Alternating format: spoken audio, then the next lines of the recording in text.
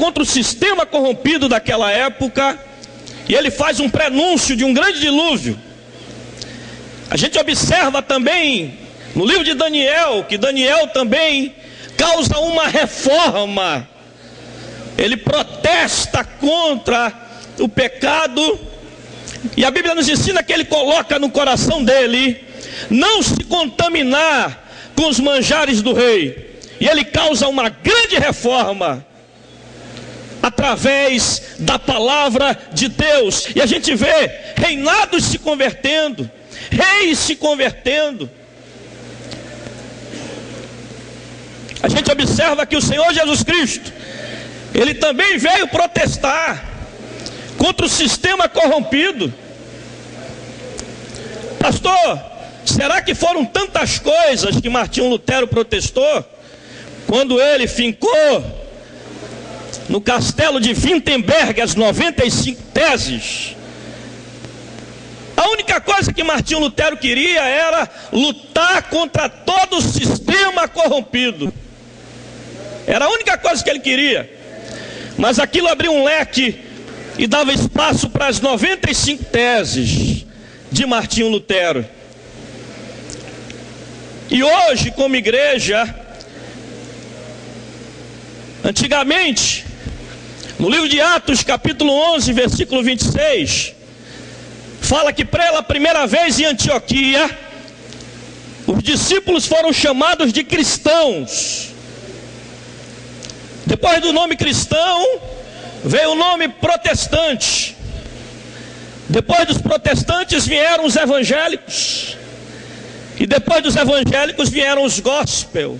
Agora, será que é o título que vai nos dar essa condição justamente de identificarmos quem nós somos em Deus?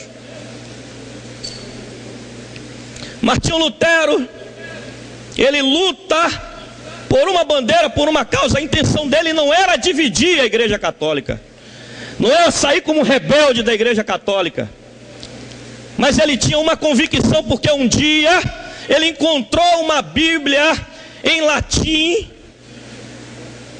grudada na cadeira, porque só era dado o ensinamento para o alto clero. O clero fazia parte, os reis, os príncipes, os nobres, os ricos, mas o leigo ficava de fora da palavra de Deus. E eles só entendiam aquilo que o clero ou alto clero desse para eles. E Deus coloca no coração de Martinho Lutero lutar por uma única causa: sistema corrompido no meio da igreja. Fala para a pessoa que está do seu lado: meu irmão, luta pelo sistema corrompido no meio da igreja. Se nós lutarmos por esse sistema, contra esse sistema, com certeza nós sairemos vencedores. Às vezes nós falamos o seguinte: o que fazer para que a gente se una? Nós pastores, pastor Pedro Chagas falou muito bem. Se Jesus Cristo viesse hoje, que igreja ele iria frequentar? Provavelmente nenhuma, porque se ele frequentasse uma, ia ter uma guerra. Ou será que Jesus Cristo ia dizer assim: olha, tira a placa da Labaredas de Fogo, a partir de hoje me segue. Tira a placa da Presbiteriana, a partir de hoje me segue. Tira a placa da Assembleia de Deus, da Batista, e a partir de hoje me segue.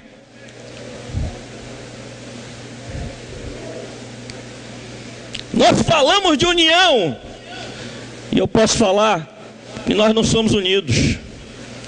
Lembramos de uma data importante, comemorativa, que é os 500 anos da igreja protestante, que fez uma reforma. Depois veio a contra-reforma, a igreja romana tentando resgatar os fiéis. Mas por que Martinho Lutero estava lutando, pastor? A gente falou das indulgências, falamos. Nós falamos que ele rasgou a bula papal em praça pública, falamos. Martinho Lutero é o nosso herói, falamos.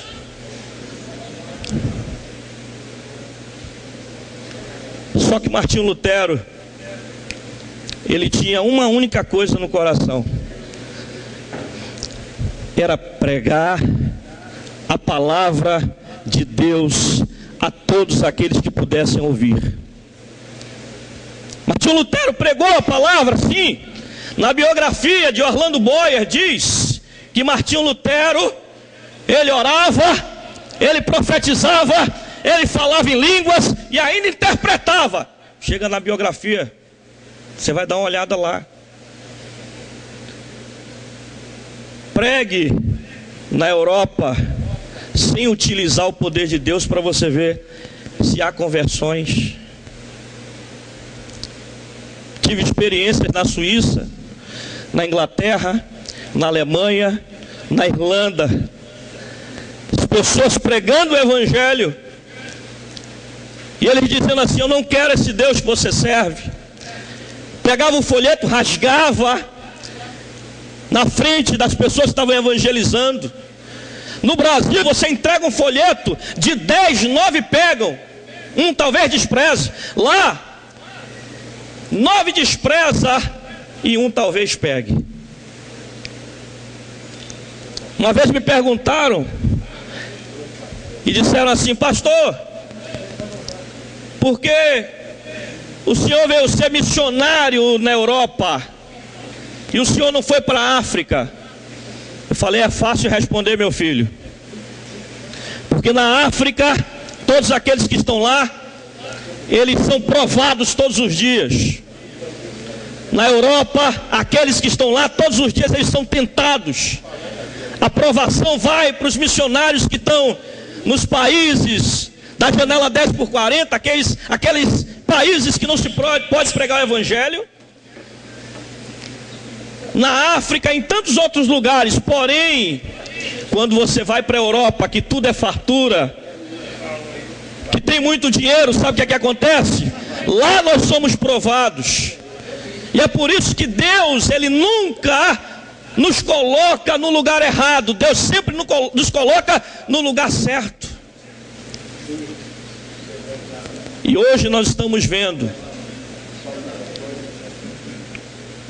Pergunte, com todo o respeito que eu tenho a um católico, com todo respeito aos que estão no recinto, pergunte para ele se ele é evangélico. Ele vai dizer: não, eu sou católico.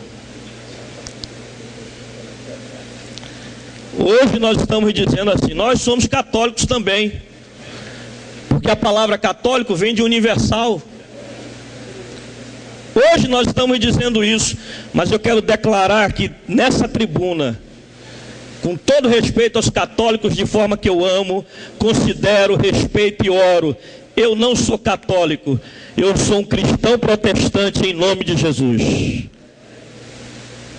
Nós perdemos a coragem de dizer isso, porque Martinho Lutero um dia ele saiu da igreja romana. Nós perdemos a coragem de falar isso. Martinho Lutero ele enfrentou o papado, enfrentou os reis, os sacerdotes daquela época. Sabe por que ele enfrentou? Porque ele não tinha medo, mas ele tinha Jesus Cristo de Nazaré. E será que nós temos condição de enfrentar? Porque na Inglaterra há um sucesso. Na Inglaterra, um país que prospera, porque na virada do ano, primeiro-ministro, a primeira-ministra na época, junto com a rainha, na virada do ano, eles pegam a Bíblia e eles oram profetizando sobre a nação. Por que a Alemanha está sendo abençoada? Porque a Angela Merkel é evangélica, é crente em Jesus.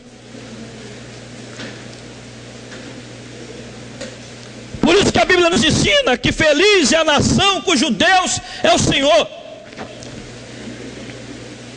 Salmo 127 diz: se o Senhor não edificar a casa, em vão trabalhos que edificam. Se o Senhor não edificar a cidade, em vão vigia a sentinela.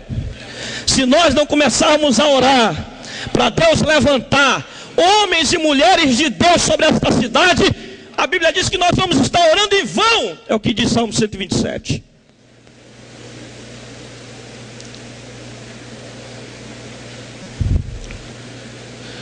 para finalizar minha fala,